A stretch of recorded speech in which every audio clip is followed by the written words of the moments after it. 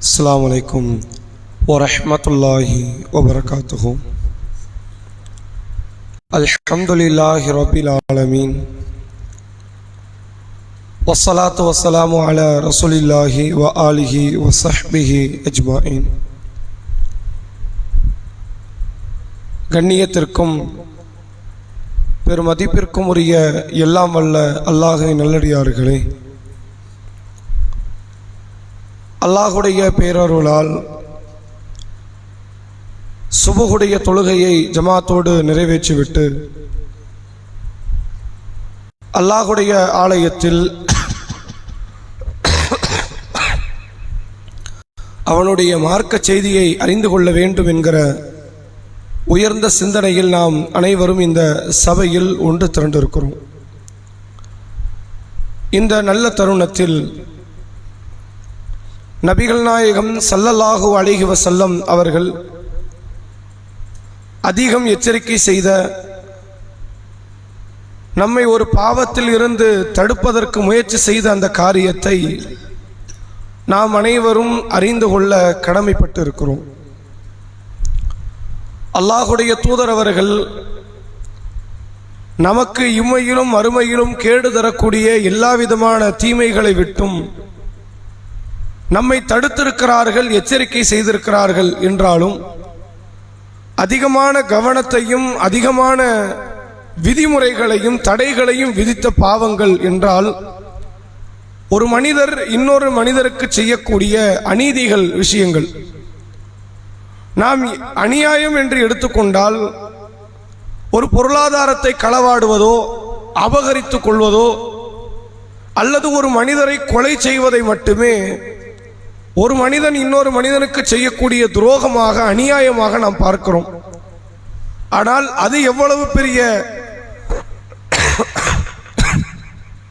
அநியாயமோ அதுபோன்றுதான் ஒருவர் இன்னொருவரை பற்றி தவறான கருத்துக்களை புறம் பேசக்கூடிய நிகழ்வையும் அல்லாஹுடைய தூதர் அவர்கள் மிகப்பெரிய அநியாயமாக நமக்கு சொல்லித் தருகிறார்கள். புறம் பேசக்கூடிய காரியங்களிலிருந்து விலகிக் கொள்ளுங்கள், பிறரை குறித்து அவர்கள் விரும்பாத அந்த கருத்துக்களை நீங்கள் பேசாதீர்கள் என்று அல்லாஹுடைய ரசூல் அவர்கள் தடுத்திருக்கிறார்கள். உடனே சஹாபாக்கள் நபியிடத்தில் கேட்கிறார்கள், அல்லாஹுடைய தூதரே, நாங்கள் பேசக்கூடிய கருத்துக்கள் அவரிடத்தில் இருந்தாலும் நாங்கள் பேசக்கூடாதா அப்படின்னு கேட்கிறாங்க. நாம ஒரு ஆளை பத்தி பேசுறோம், அந்த நபர் குடும்பத்தில் கொஞ்சம் மோசமானவராக இருக்கிறார் அல்லது அவருடைய பழக்க வழக்கங்களில் கெட்டவராக இருக்கிறார், உண்மையிலே அவர்கிட்ட அந்த பண்பு இருக்கிறது, அதை பற்றி நாங்கள் பேசிக்கொண்டிருக்கிறோம், அந்த பண்பு அவர்கிட்ட இருந்தாலும் நாங்கள் பேசக்கூடாதா அப்படின்னு கேட்கிறாங்க. அப்ப அல்லாஹுடைய ரசூல் அவர்கள் சொல்லுகிறார்கள், நீங்கள் பேசக்கூடிய கருத்து அவர்களிடத்தில் இருந்தால் மட்டும்தான் அதற்கு பேர் புறம், அதுதான் கூடாது. நீங்கள் பேசுகிற கருத்து அவர்களிடத்தில் இல்லைன்னு வைங்க, அது அவதூறு. அவதூறு இதைவிட பன்மடங்கு பெரும் பாவத்தை உங்களுக்கு கொண்டு வந்துவிடும். இல்லாத பொல்லாத கருத்துக்களை ஒரு நபரை பற்றி நீங்கள் பேசுவீர்களே ஆனால் அது மறுமை நாளில் அழித்தொழிக்கக்கூடிய 7 பெரும்பாவங்களில் ஒரு பாவம் என்று அல்லாஹுடைய ரசூல் அவர்கள் சொல்கிறார்கள். பிறருடைய மானங்களை, பிறருடைய மரியாதைகளை, அதை ஒரு பொதுவெளியில் சில மனிதர்களுக்கு மத்தியில் பேசி அதன் மூலமாக இன்பம் காணக்கூடிய இந்த பழக்கம் என்பது மனிதர்களுக்கு ஒரு இன்பமான ஒரு நிகழ்வாகத்தான் இருக்கிறது. வேறு யாரை பற்றி உயர்வாக பேச சொன்னால் நாம் பேச மாட்டுக்கிறோம், அல்லது சமூகத்தினுடைய பிரச்சனைகளை குறித்து பேச சொன்னால் நாம் பேச மறுக்கிறோம்.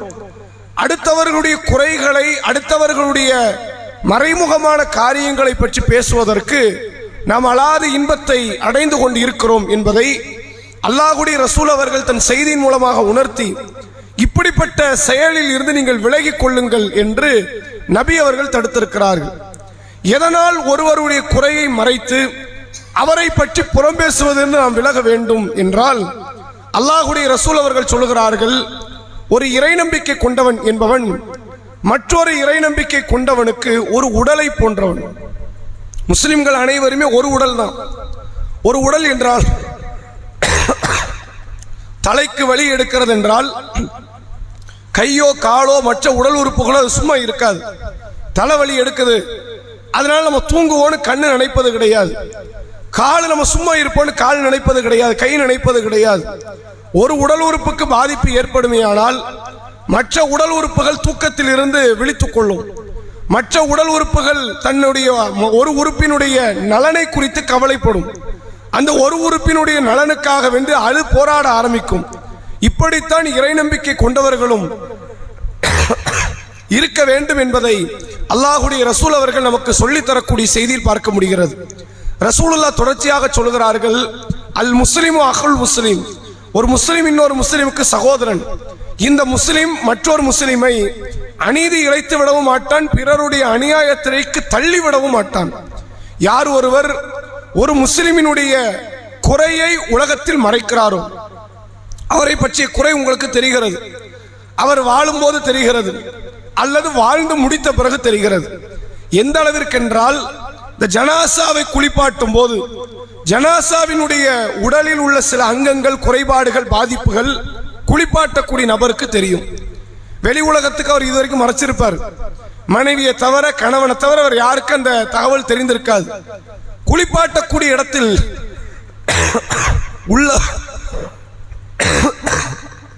உள்ளவர்களுக்குத்தான் அந்த குறையை அல்லாஹ் வெளிப்படுத்தக்கூடிய ஒரு நிகழ்வு நடக்கும். ரசூலுல்லாஹ் சொன்னார்கள், யாரேனும் அப்படி ஒரு ஜனாசாவினுடைய குறையை நீங்கள் பார்த்தால் அதை அப்படி மறைத்து விடுங்கள், வெளி உலகத்திற்கு தெரியாமல் ஆக்கி விடுங்கள். அப்படி ஆக்கினால் உங்களை 40 முறை அல்லாஹ் மன்னிக்கிறான் என்று அல்லாஹ்வுடைய ரசூல் அவர்கள் சொன்னார்கள். இறைவன் புறத்திலிருந்து ஒரு மன்னிப்பு கிடைக்கிறது மிகப்பெரிய பாக்கியம். 40 முறை மன்னிப்பை தருகிறான். நீங்கள் வழிபாட்டை கொண்டு அதை அடையல, குர்ஆனை ஓதி துஆவை செய்து பாவ மன்னிப்பை தேடி அதை அடையல. ஒரு இறை நம்பிக்கை கொண்டவனுடைய ஜனாசாவை குளிப்பாட்டும் போது ஜனாசாவில் இருந்து ஒரு குறை உங்கள் கண்களுக்கு தெரிந்து அதை யாருக்கும் எதற்கும் எந்த ஒரு காரியத்திற்கும் வெளிப்படுத்தாமல் இருந்ததனாலேயே 40 முறை அல்லாஹ் அந்த அடியாரை மறைத்த அந்த அடியாரை மன்னிக்கிறான் என்று நபி அவர்கள் சொன்னார்கள். நபிகளார் தொடர்ச்சியாக பேசுகிறார்கள், யார் ஒருவர் ஒரு நபரினுடைய குறையை உலகத்தில் நீங்கள் மறைத்தால் உங்கள் குறையை அல்லாஹ் இம்மையிலும் மறுமையிலும் மறைக்கிறான். இம்மையிலும் மறைக்கிறது யாரும் நம்ம கிடையாது. நம்ம ஒரு பாவத்தை பண்ணிட்டு வெளி உலகத்துக்கு தெரியாம மறைச்சிட்டு நாம மறைச்சிட்டோம்னு நினைக்கிறோம், தப்பது. ரசூலுல்லாஹ் சொல்றாங்க, அல்லாஹ் சொல்கிறானாம், அது உண்மையிலே நீங்க மறைக்கல, அல்லாஹ் மறைக்கிறான். நாளை மறுமை நாளில் ஒரு அடியானை அல்லாஹ் அழைத்து அந்த அடியானுக்கும் ஏனைய அடியார்களுக்கு மத்தியில் திரை போட்டு அல்லாஹ் விசாரிப்பான். விசாரிக்கும் போது அல்லாஹ் அந்த அடியான்ட்ட சொல்லுவானா, நீ உலகத்துல இன்னென்ன தவறுகளை செய்த உனக்கு ஞாபகம் இருக்குதான்? எல்லா தப்பையும் பட்டியல் போடுறான், பெரியது சின்னதுன்னு வேறுபாடு இல்லாமல் எல்லா தவறுகளையும் பட்டியலிடுகிறான். அப்ப அந்த அடியான் எண்ணிக்கொள்கிறான், எல்லாத்தையும் எல்லாம் கொண்டு வந்துட்டான், லிஸ்ட்ல ஒண்ணு மிஸ் ஆகல, நமக்கு நரகம் உறுதியாக போகுது, எதையுமே மறுக்க வாய்ப்பும் கிடையாது. எதையாவது காரணம் சொல்லி, அல்லாஹ் அதை நான் அதுக்காக செஞ்சேன், இதை நான் இதுக்காக செஞ்சேன் காரணம் இவன்ட்ட சொல்ல முடியாது. வேற யார்கிட்டனாலும் உலகத்தை சொல்லிடலாம். அல்லாட்ட போய் காரணத்தை என்னத்தை போட்டு சொல்ல? அவன் தான் எல்லாவற்றையும் அறிந்தவன் ஆயிற்று. அதனால் நம்ம மாட்டிக்கொண்டோம், அகப்பட்டு விட்டோம், நரகம் போக போகிறோம் என்று தெரியக்கூடிய நேரத்தில் அல்லாஹ் ஒரு வார்த்தையை சொல்லுவானாம், நான் உலகத்துல யாருக்கும் தெரியாம இதை நான் மறைச்சேன், இங்கேயும் நான் மறைக்கிறேன், யாருக்கும் தெரியாது. உனக்கு பின்னாடி நிற்கக்கூடிய அடுத்த விசாரணைக்கு காத்திருக்கிற அல்லது விசாரணை முடித்து சொர்க்க நரகம் இப்போது சென்றிருக்கிற எந்த நபருக்கு நீ இந்த தப்பு பண்ணுன்னு தெரியாது. நான் அதை என்ன செய்யறேன்? மறைத்து விடுகிறேன், அதை மன்னித்து விடுகிறேன், நீ சொர்க்கம் போன அல்லாஹ் சொல்றான். இறைவனால் நம்முடைய தவறுகள், குற்ற குறைகள் மறைக்கப்பட வேண்டும் என்று நாம் ஆசைப்பட்டால் நாம பிறருடைய குறைகளை மறைத்து அது குறித்து பேசாமல் கண்ணியம் காத்து வாய் மூடி நாம் மௌனமாக செல்வதை அல்லாஹ்வுடைய ரசூல் அவர்கள் நமக்கு சொல்லித் தருகிறார்கள். இன்னும் சொல்வதாக இருந்தால், சஹாபாக்கள் சிலரே நபி இடத்துல வராங்க, வந்து வேறு சில சஹாபாக்களை பற்றி குறை சொல்வதற்கு இது நடக்குது. அப்ப ரசூலை குறை சொல்ல ஆரம்பிச்ச உடனேயே ரசூலை தடுத்துறாங்க, நீங்க யாரை பத்தி என்ற குறை சொல்லாதீங்க, நான் என் தோழர்களை நல்ல எண்ணத்தோடு சென்று சந்திக்கத்தான் விரும்புறேன். யாரை பார்த்தாலும் சரி நல்ல அபிப்பிராயத்தோடு நான் பார்க்க நினைக்கிறேன். நீ யாரை பத்தியாவது நெகட்டிவ், அவன் என்ன தப்பா கூட பேசியிருக்கலாம் அல்லது உங்களை பத்தி தப்பா பேசியிருக்கலாம், என்னத்தையாவது பண்ணியிருப்பான், நீ எதையாவது ஒருத்தனை பத்தி என்கிட்ட பேசி நான் போய் அவரை பார்க்கிற நேரத்தில் எனக்கு அது மட்டும் தான் ஞாபகம் இருக்கும். கொஞ்சம் யோசிச்சு பாருங்க, எத்தனையோ நபருடைய குறைகள் நமக்கு பேசப்படுகிறது. பிறகு நீங்கள் அவரை பார்த்தால் இவன் இந்த வேலையை செஞ்சாலும் குறை மட்டும்தான் மனசுல நிற்குமே தவிர அது நாள் வரைக்கும் அவர் செய்த நமக்கான நலனோ மற்றவர்களுக்கான நலனோ அது மனசை நிற்காது. ரசூலுல்லாஹ் சொல்றாங்க, யாரை பத்தி குறை என்கிட்ட கொண்டு வராது, நான் நல்ல எண்ணத்தோடு அவங்கள பார்க்கணும்னு நினைக்கிறேன். யாரை பற்றிய தவறான கருத்துக்கள் இருந்தாலும் என்னிடத்தில் கொண்டு வராதீர்கள் என்று அல்லாஹ்வுடைய ரசூல் அவர்கள் சொன்னார்கள். அன்புக்குரியவர்களே, நாம யாரை பற்றியும் எந்த ஒரு நேரத்திலும் புறம் பேச வேண்டாம். யாராவது நம்மிடத்தில் பிறரை பற்றி குறை சொல்வதற்கு புறம் பேசுவதற்கு வருவார்களே ஆனால் அதை ஆமோதித்து அந்த கருத்துக்களை கதைகளை கேட்பதற்கு நாம் முயற்சி செய்ய வேண்டாம். அதை புறக்கணிப்பதற்கான முயற்சிகளில் ஈடுபடுவோம். பிறருடைய குறைகள், எந்த குறைகள் மறைக்கப்பட வேண்டும் என்றால் எது அவரை மட்டும் பாதிக்குமோ அது மறைக்கப்பட வேண்டிய குறை. அவரை மட்டும் தான் பிரச்சனை, வேற யாருக்கு அதை கொண்டு எந்த பிரச்சனையும் இல்லை அப்படின்னா அதை மறைச்சிருங்க. எந்த குறை அவரை தாண்டி சமூகத்திற்கே ஒரு பயங்கரத்தை, பாதிப்பை ஏற்படுத்துமோ அது பகிரங்கப்படுத்தப்பட வேண்டும். ரசூலுல்லாஹ் பகிரங்கப்படுத்தினார்கள். ஜக்காத்தை வசூலிக்க ஒரு நபித்தோழர் செல்கிறார், அன்பளிப்பை பெற்றுக் கொண்டு வருகிறார். பெற்ற அன்பளிப்பை இது எனக்கு, இது உங்களுக்கு என்று ஒரு பங்கு பிரிக்கிறார். ரசூலுல்லாஹ் இதனுடைய விபரீதத்தை பார்க்கிறான். பார்த்துவிட்டு உடனே மக்களை அழைத்து, நான் ஒருவரை ஜக்காத் வசூலிக்க சொல்லி இருக்கிறேன், அன்பளிப்பை பெற்றுவிட்டு அவர் அவருக்குரியது என்று சொல்கிறார். அவர் வீட்டில இருந்து அந்த அன்பளிப்பு கிடைக்குமா அப்படின்னு ரசூலுல்லாஹ் சாடுறாங்க. ஏன் தெரியுமா? அன்பளிப்பை கொடுக்கிறான் அப்படின்னா ஜக்காத் வசூலிப்பவருக்கு தருகிறான் என்றால் ஜக்காத்தில் பொய்க்கணக்கை காட்டுவதற்கான வேலை இது. உங்க வீட்டில இருந்து அந்த அன்பளிப்பு கிடைக்குமா அப்படிங்கிறாங்க. அப்ப எது சமூகத்தை, மக்களை பாதிக்குமோ அது எச்சரிக்கை செய்யப்பட வேண்டும். ஒரு மாப்பிளை, மோசமான மாப்பிளை ஒரு பெண்ணுக்கு பேசப்படுகிறது என்றால் இந்த மாப்பிளையினுடைய தவறுகள், குற்றக்குறைகள் நமக்கு தெரிந்தால் நம்ம வீட்டு பிள்ளையை கொடுப்போமா? இதை நீங்கள் எச்சரிக்கை செய்தாக வேண்டும். ஒரு நபர் மோசமான பண்பாடு கொண்டவர் அல்லது நாணயமற்றவர், நமக்கு தெரிந்தவருக்கோ தெரியாதவரோ ஒருவருடைய கடையில் ஒருத்தர் வேலை பார்க்கிறார், நீங்க இந்த மாதிரி நபர் நம்ம கடையா இருந்தா ஏற்றுவோமா?